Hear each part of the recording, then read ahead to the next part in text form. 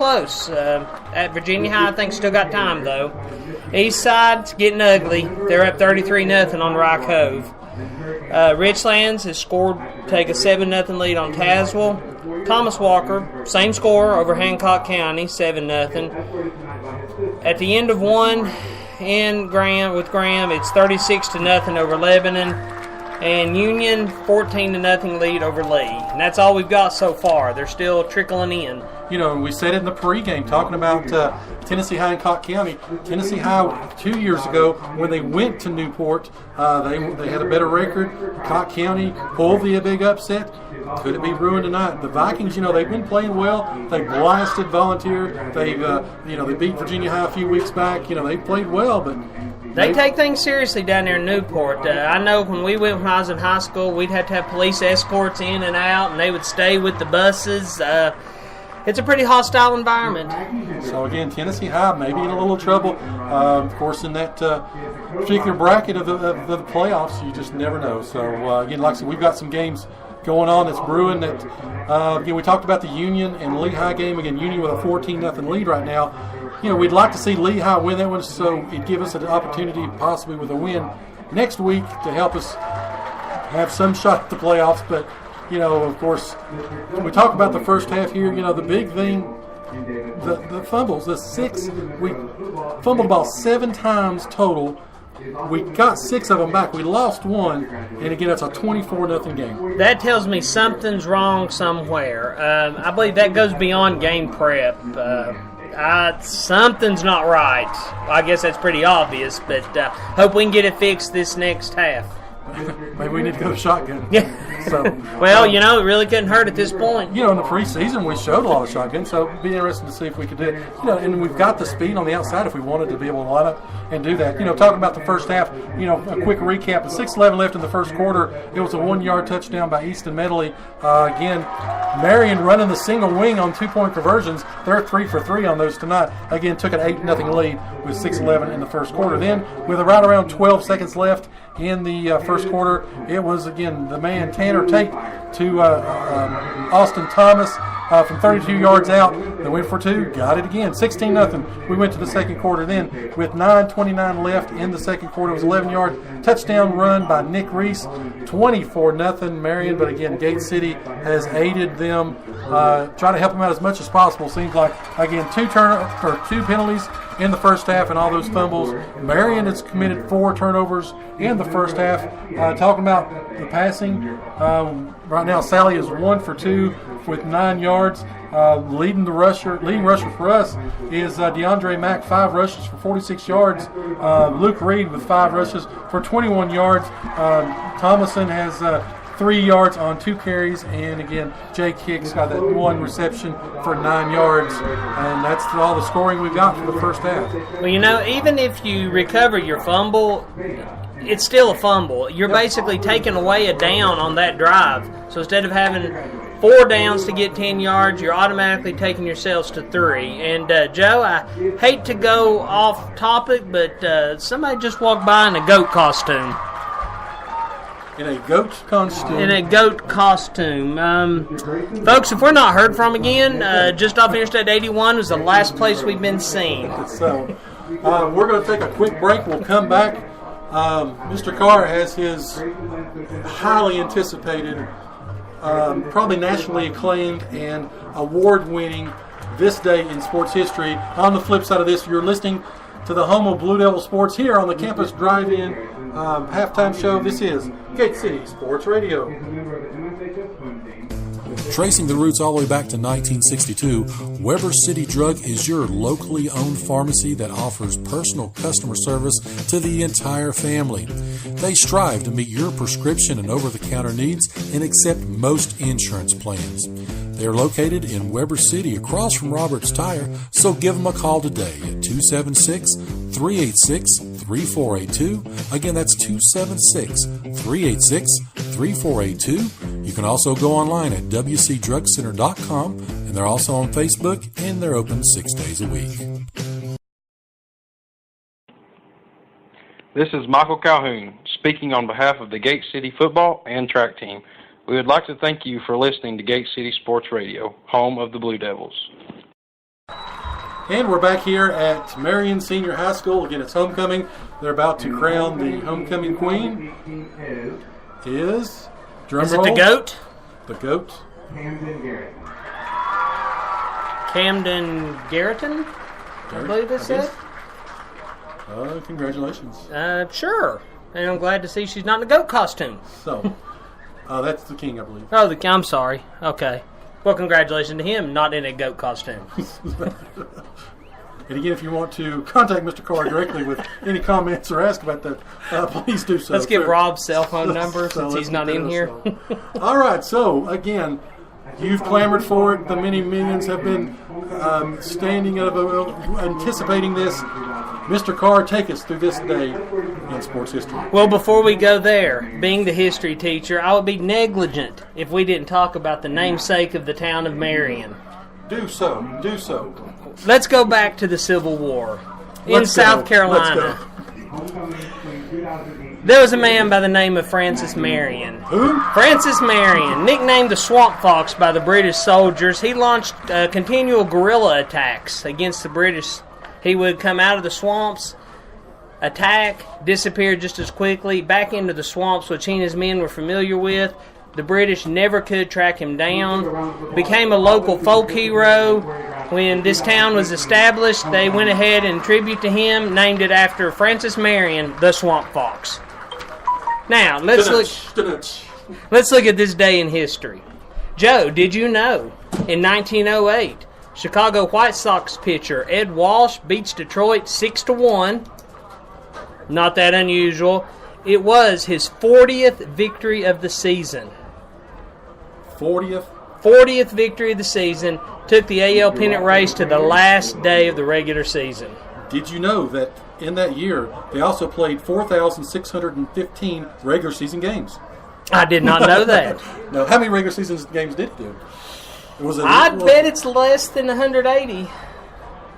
If you're listening out there, message that, Google it, let us know. Yeah, somebody let us know that. And did you know, Joe, in 1921, the first Baseball World Series radio broadcast occurred? The Yankees beat the New York Giants 3-0 at the Polo Grounds. I was doing color then as well. I'm sure you were, along with Grantland Rice. He was the color. In 1922, again the Yankees and the Giants. They played out to a controversial 3-3 tie in 10 innings in Game 2 of the World Series. I did not know that. The Giants were eventually declared the winners of the series, 4-0 with one tie. That's got to be some kind of a record. Do tell. In 1941, Brooklyn Dodgers catcher Mickey Owens drops a third strike, and Tom Hendrick reaches first safely for the Yankees for a famous Baseball World Series error. That would have been the last out of the game. The Yankees came back to score 4 and won 7-4, eventually won the series 4-1. I'm sure that makes Bill Buckner feel better. In 1956, Joe, Yogi Berra became the fourth New York Yankee to hit a World Series grand slam in Game 2 at Ebbets Field in Brooklyn. The Dodgers won 13-8, lost the war, though, 4-3. Now we'll switch back to football a little bit. 1986, Rams running back. You want to take a guess who? Who'd Rob say? Eric Dickerson. Eric Dickerson runs for an NFL overtime record 42-yard touchdown as LA defeats Tampa Bay 26-20. Quarterback for Tampa Bay that day was? 86, Doug Williams. Ding, ding, ding, ding. There you go. Who later won a Super Bowl for my Washington Redskins. Got to go to with the Braves for 2001. They became the first pro sports team to win 10 straight division titles after they destroyed the Marlins 20-3. The previous record holders been the Boston Celtics 57-65 and the Lakers 82-90. They both won 9 in a row. Is it still true the Braves hold the record for the worst winning percentage in World Series games? It would not surprise me. Let's not talk about that, though. And happy birthday to NHL player Mario Lemieux, born on this day in 1965. And Joe, that's today in sports history. Thank you, Mr. Carr. I appreciate you. About 5 minutes left here at halftime. Again, Marion Senior High School, Gate City and Marion right now. It's a 3-touchdown advantage for the Scarlet Hurricanes. 24-0. We'll take a quick break, come back. We'll get some more scores that's coming in. Again, they're coming in fast and furious now. We'll talk a little bit about what we need to do in the second half to get ready to get in this ball game. And again, we'll talk about the playoff implications for some of these games going on tonight. So, again, you're listening to the home of Blue Devil Sports. This is Gate City Sports Radio here on the Campus Drive-In Halftime Show. Whether you're headed out to the game or if you're just looking for something great to eat, stop by and see the outstanding folks at the Campus Drive-In on Kane Street in Gate City.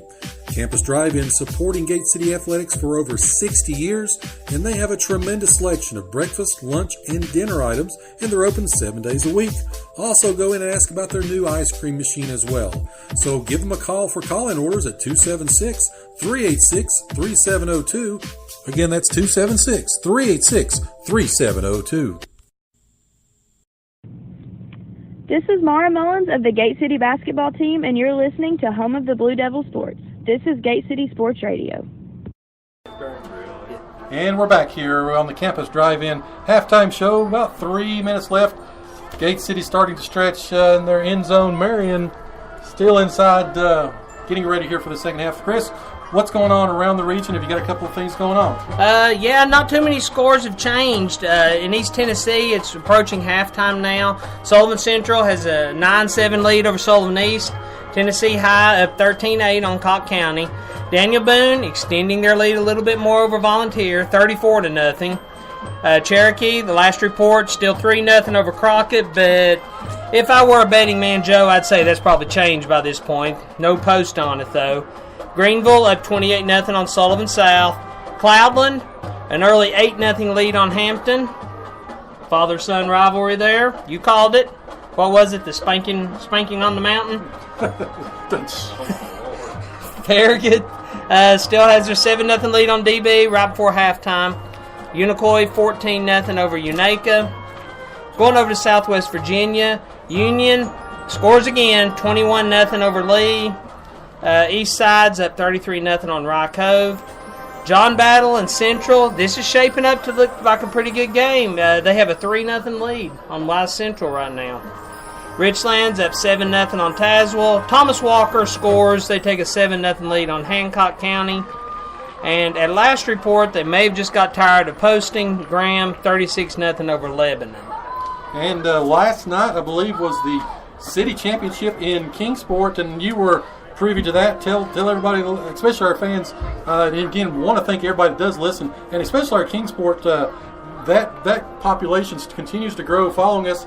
Tell us a little bit about what happened last night at J. Fred. Yeah, we appreciate everybody listening. Each week we get a breakdown of the numbers, and we see that our Tri-Cities audience is growing every single week, along with other areas also. But we really appreciate that. But last night, the Severe Warriors took on the Robinson Redskins for the city championship. Robinson opened up 21-0 lead, looked to be cruising. Severe didn't give up, kept clawing their way back. Took the lead with, I believe, is a minute 10 to go. Held on for a 22-21 historical game. Pretty proud of the boys. They never gave up. It'd be pretty easy to do to get down 21-0, but coaches, Coach Baker, Coach Guthrie, Coach McCormick rallied the boys back, and I was really proud of them.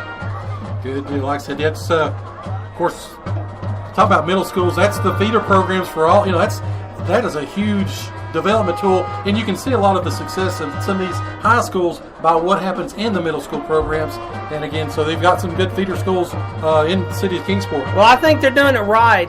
Coach Christian, the head coach of Dobbins Bennett, was actually there last night. He was on the sidelines, and right after the game, he met with both teams, talked with them about what he saw that he liked, and then the DB Boosters Club actually bought pizza for the boys, and they usually make an effort to let the teams know that the rivalry is officially over, and from that point on, they're one tribe. Yeah, and exactly. You talk about with this Gate City group as well. You've got, of course, Gate City Middle School.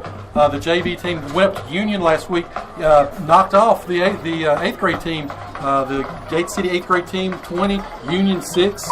that bodes well for, again, possibly something in the future, again, going to Bullet Park and getting the win. So it really does. And